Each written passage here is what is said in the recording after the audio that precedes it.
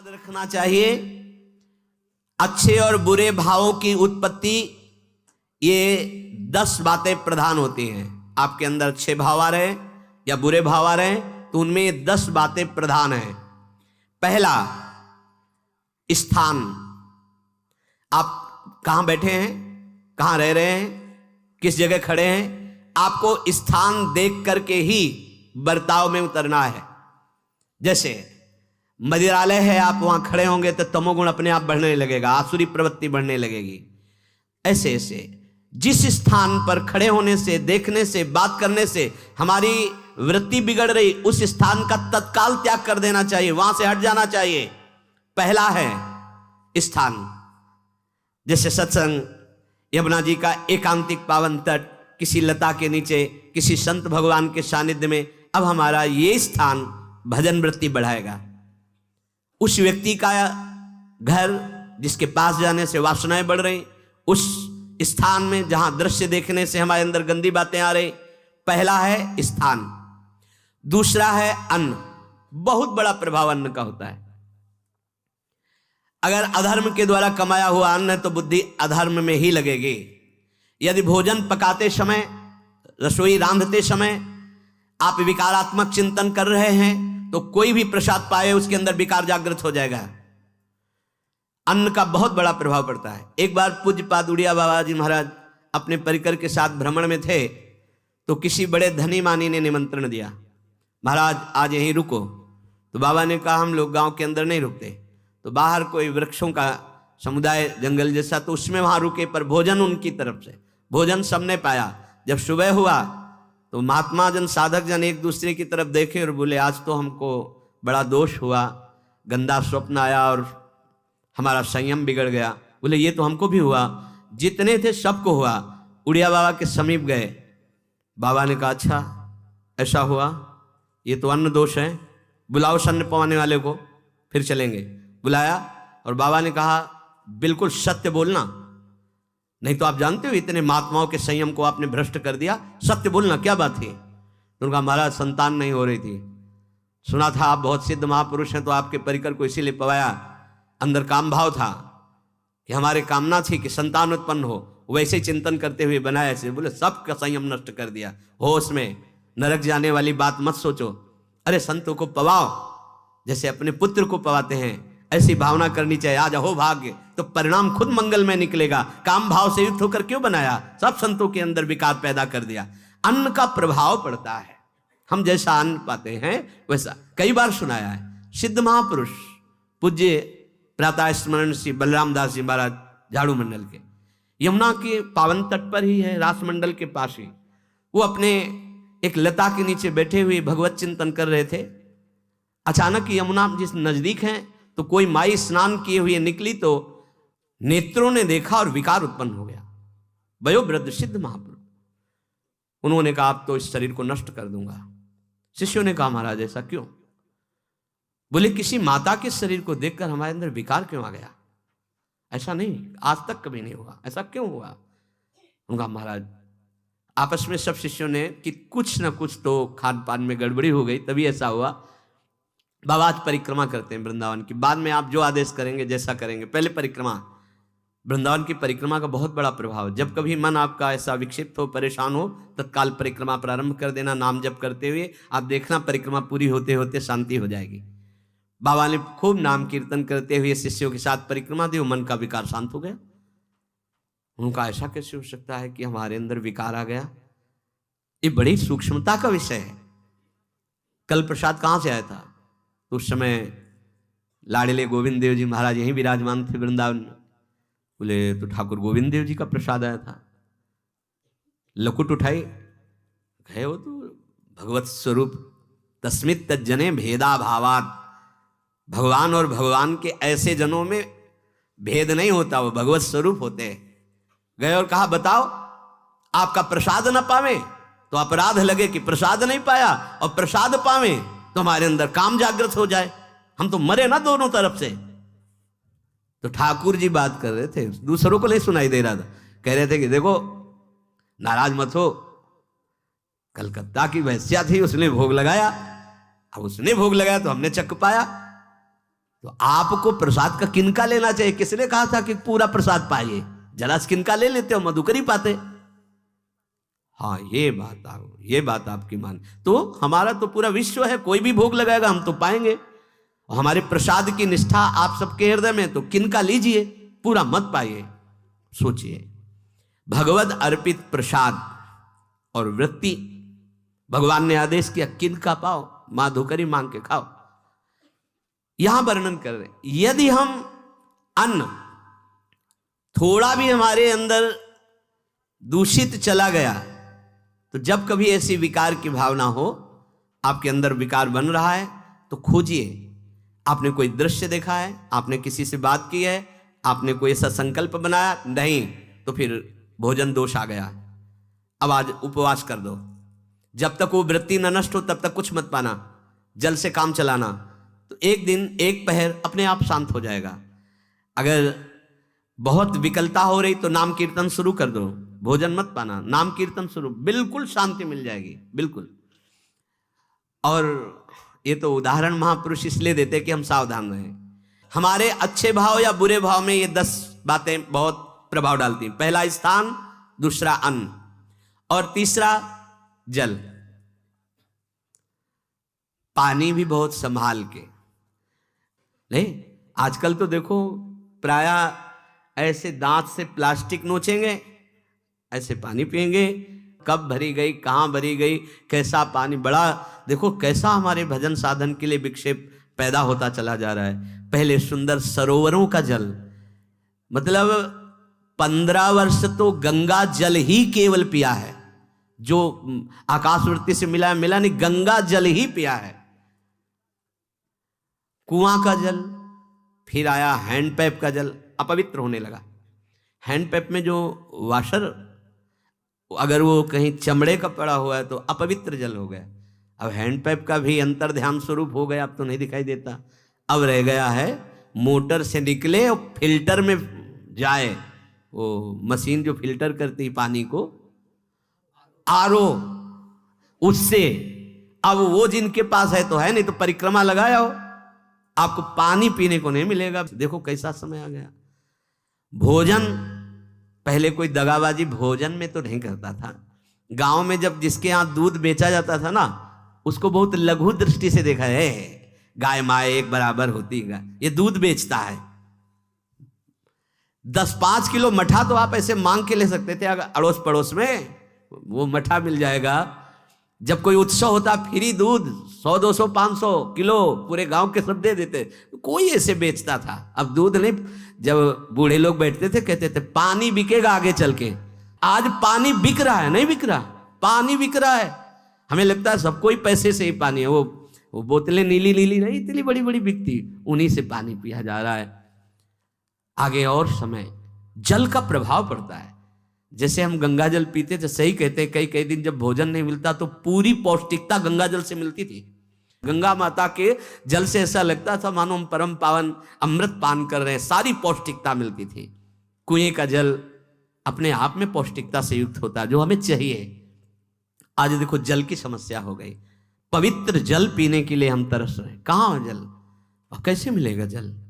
या तो आप पैसे वाले हो तो आप खरीद करके पीजिए, नहीं तो अब वो जल नहीं रह गया कि कुएं से निकाला पी लिया या सरोवर से पी लिया, या कैसा दुर्भाग्य है। जल का बहुत बड़ा योग है साधना में। जैसे स्थान का तो परम पावन वृंदावन धाम, अन्न का तो अब हम भगवत प्रसाद पाते हैं, तो जल का बहुत बड़ा योग है। आज दूषित होता चला जा रहा है, क्योंकि अब हाथ की बात नहीं रह गई है कि आप सुंदर कुआं से जल लें या सरोवर से जल लें या आप नदी से जल लें। हाँ, स्वामी जी के लिए लिखा हुआ है कि रोज यमुना स्नान और रोज यमुना जल ही पान। हमारे वृंदावन के समस्त भगवत स्वरूपों का स्नान यमुना जल से ही होता था, हो रहा है और होता ही रहेगा। बिहारी जी के लिए आज भी कलश में भरकर यमुना जल ही जाता है। तो वो कपड़ा से ऐसे ढक के जब हम 2 बजे परिक्रमा देते थे तो एक महाभागवत है, वो किसी को छूते नहीं, दूर से कहते छूना मत, बिहारी जी के लिए जल जा रहा है स्नान के लिए बिहारी जी का। फिर चौथा है आपका परिकर, जहां पर रह रहे हैं वो समुदाय, चाहे परिवार हो या समुदाय, वो कैसा है, रजोगुणी है, तमोगुणी है, सतोगुणी है या त्रिगुणातीत भागवतिक है, उसका प्रभाव पड़ेगा। पांचवा है आपका पड़ोस, आसपास वाले घर, जैसा है वैसा प्रभाव पड़ेगा आपके ऊपर। पड़ोस निंदनीय है तो बंधन से युक्त होना पड़ेगा। लंका के पड़ोस में रहने के कारण अगाध महिमा वाले समुद्र को बांध दिया गया। रघुनाथ जी ने पुल बांधा और दंड देने के लिए तैयार हो गए थे सरकार, अग्निबाण संधान कर लिया था, पड़ोस के कारण ही तो ना, पड़ोसी रावण था, इसीलिए आस पड़ोस का बड़ा प्रभाव पड़ता है। फिर अगला है दृश्य, इस पे बहुत सावधानी की जरूरत है। ये मोबाइल भगवान चल गए हैं, बहुत विस्तार से चल गए हैं। अब कोई छोटा मोबाइल रखना नहीं चाहता, सब वो स्क्रीन वाला रखना चाहते, टच मोबाइल। दृश्य से बचो, बच्चों, जवानों, बूढ़ों, सबकी वृत्ति जो माया आकर्षित करती, जो दृश्य हम देखने के लिए अंदर से उल्लसित है, वो मोबाइल में सब है, चाहे भागवतिक और चाहे सांसारिक। तो भाई देख लो, गुण दोष में संसार है।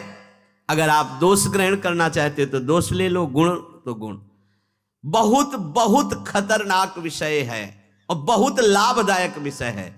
किसी संत की वाणी एक बार समझ में नहीं आई, अगर हम 10 बार सुने तो समझ में आ जाएगी, ये लाभदायक है। कभी कोई किसी से बात करनी, पहले जा रहे तो पोस्ट कार्ड चलते थे, एक कार्ड, वो 15 पैसे का इतना बड़ा वाला आता था, 25 पैसे का बंद वाला लिफाफे में आता था, नीले नीले कागज का 15 पैसे वाला कार्ड, उसमें चिट्ठी जाती थी महीनों में। कभी यहां 1 मिनट में अमेरिका से बात कर लो, कितनी बढ़िया बात हो गई। उसका दुरुपयोग ना करो। अब हमारी इतनी चंचल वृत्ति है कि दुरुपयोग करने के लिए उत्साह बढ़ जाता है। बोले अब सब काम हो गया है, अब एकांत सेवन कर रहे हैं, अंदर से सिटकिनी बंद और मोबाइल भगवान का संग शुरू। 2-4 मिनट सत्संग और अच्छे दृश्य देखे, फिर बगले में वहां सब होता है कि आप बस उसको ऑन कीजिए, फिर जो मनोरंजन शुरू होता है, फिर उपासक मिटिया मेट हो जाता है। ये बहुत सावधानी की बात कह रहे हैं। वैसे हमें लगता है यदि आपको इस बड़े कार्य वाले ना हो तो छोटा मोबाइल रखे तो अच्छा रहता है।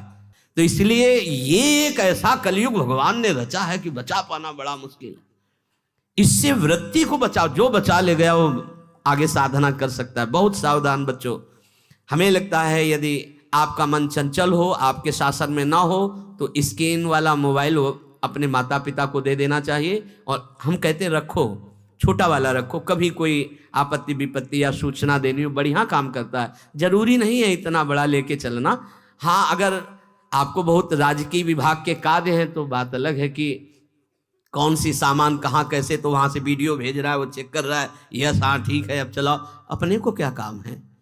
सत्संग अगर सुनना है तो सत्संग सुनने के अलग यंत्र आते हैं, चला दो उसमें। वो इतनी बड़ी लगती है, उसमें चिप, पेन ड्राइव ऐसे लगा दो और सत्संग सुनो। जरूरी वो दृश्य वाला रखो। यहां कह रहे दृश्य, अगर गलत दृश्य देखा तो बावरे बन जाओगे और अच्छा दृश्य देखा तो भगवान के मार्ग के पथिक बनोगे। तो देखो, अच्छे दृश्य में भी दोष दर्शन की वृत्ति की गुंजाइश है। जैसे कोई लीला हो रही है, लीला के पात्र, जैसे हमारे ब्रजमंडल में रास लीला होती थी, ऐसे 12 वर्ष 13 वर्ष के लीला पात्र, सब नव किशोर, जहां भाव ही बने रोते रहो। अब वहां बड़े बड़े लीला पात्र हैं, अगर हमारी भावना शासन में नहीं है तो वहां हम अंग प्रत्यंग के दर्शन से हमारी हाव भाव वहां जो हो रहा है उससे हमारी वृत्तियां बिगड़ जाएं। जब छोटे छोटे लाडली लाल परस्पर खेलते हैं तो केवल आशीर्वाद देने का, रोने का मन होता है। अगर आप लीला भी देख रहे हैं तो बहुत सावधानी की जरूरत है, क्योंकि वो चिदानंद शरीर नहीं है, पांच भौतिक शरीर। हमारी दृष्टि पंचभूत में लगी हुई है। नाम जप करो, लीला गायन करो, फिर देखो जो लीला है, यही जीवन का परम सुख मिलेगा। सच्ची मान लीजिए। बस हम बार बार ये कहते हैं, मोबाइल का सदुपयोग कीजिए, दुरुपयोग नहीं। मोबाइल बुरा नहीं, उसका प्रयोग बुरा है। दृश्य और साहित्य, वैसे ही मनोवृत्तियां फिसलने वाली हैं। और जब ये आ गया कि फिसलाने में कितना लाभ है तो हानि, ऐसा कोई साहित्य और आलोचना, ऐसी कोई वार्ता ना करे जिससे हमारे अंदर गंदे भाव आवे। यदि अच्छी चर्चा करते तो अच्छे भाव आते हैं। देखो अभी ऐसी कोई भावुक चर्चा होने लगे तो सबका हृदय द्रवित हो जाएगा, और गंदी चर्चा हो तो हमारा हृदय विकार युक्त हो जाएगा। और कार्य, आप जो कार्य करते हैं उसका प्रभाव आपके मन के ऊपर पड़ता है। और उपासना, आप उपासना भोगों की करते हैं या योग की करते हैं, ये 10 से भाव बनते हैं और 10 से भाव बिगड़ते हैं। स्थान, अन्न, जल, परिवार, अड़ोस पड़ोस, दृश्य, साहित्य, आलोचना, आजीविका का कार्य और उपासना। यदि ये भागवतिक हुए तो आपके अंदर भगवत भाव बढ़ेगा, और यदि ये रजोगुणी तमोगुणी हुए तो आपके अंदर आसुरी भाव बढ़ेगा। इन 10 से सावधानी पूर्वक व्यवहार होना चाहिए। जैसे आस पड़ोस में है तो बड़ी सुविधा है, यहाँ कोई किसी से मतलब नहीं रखता, बगल वाला कौन रह रहा किसी से मतलब, ये बढ़िया है। ज्यादातर गांव में होता है, अपने यहाँ ये अच्छा है कि जैसे आप अपने कमरे में गए किसी से कोई मतलब नहीं है, वैसे ऐसा ही जीवन रखना चाहिए। और उस पर ये ज्यादा जो व्यवहार मित्रता बढ़ाने वाला विषय ये धाम में नहीं है, वृंदावन में ऐसा नहीं व्यवहार रखना चाहिए। आपके पड़ोस में कौन रख रहा है आपका परिचय नहीं होना चाहिए, कौन कौन रह रहा है आपकी जानकारी नहीं होनी चाहिए। नजर नीची की, अपने कुटिया में गए, अपने ठाकुर जी से मतलब, अपने भजन से मतलब, ना पड़ोसी को कुछ देना चाहिए ना लेना चाहिए। बात समझ लेना कि जैसे आज उत्सव है उनको हम बुलाते हैं, वो हमारे यहाँ, ये व्यवहार यहाँ नहीं है। बनवासी हो, ठाकुर का भोग लगाया, और अगर आपको बांटना है तो बाहर निकलो, आधा किलोमीटर दूर ऐसी जगह बांटो जो तुम्हें राधे श्याम दोबारा ना बोले, फिर वो तुम्हें बुलाएगा, फिर वो बैठेगा, फिर प्रपंच की बातें होंगी, निंदा स्तुति की होंगी, फिर बड़ी संगोष्ठी होती है, पता चलता है। क्या फायदा ऐसे जीवन से। आप वनवासी हो, समय एकांत में दीजिए, अपनी कुटिया में बैठिए, नाम जप कीजिए, निकलिए, सत्संग सुनिए, ठाकुर दर्शन कीजिए, परिक्रमा कीजिए, फिर अपनी कुटिया में। ज्यादा व्यवहार में नहीं उतरना चाहिए, ये वनवास है, वृंदावनवास। सत्संग का सेवन, रजोगुण तमोगुण का त्याग, तो दुष्संग से आप बच जाएंगे। दुष्संग से बचने का मतलब है काम क्रोध मोह स्मृति भ्रंश बुद्धिनाश सर्वनाश कारणत्वात्। देवर्षि नारद जी कहते हैं अगर दुष्संग का त्याग हो गया तो आप काम का, क्रोध का, मोह का, जो हमारी भगवत स्मृति का नाश कर देते हैं, जो हमारी बुद्धि का नाश कर देते हैं, जो हमारे सर्वनाश करने वाले हैं, इनका त्याग कर पाएंगे। कुसंग अगर हो गया तो इनका त्याग नहीं हो सकता, बहुत कठिन हो जाता है। भगवत संबंधी तत्वबोध होना या भगवत रहस्य लीला में प्रवेश पाना, जो अपनी इंद्रियों को भोगों में तृप्ति कराने की कोशिश कर रहे हैं, उनका चिंतन भोगों का ही होगा, तो कैसे तत्वबोध होगा, कैसे लीला में प्रवेश होगा, बस ध्यान देना है, कैसे हो पाएगा। क्योंकि जिस चित्त वृत्ति से भगवदाकार हमें वृत्ति करनी थी वो तो हमने भोगों के चिंतन में लगा दी, भोग क्रियाओं में लगा दी।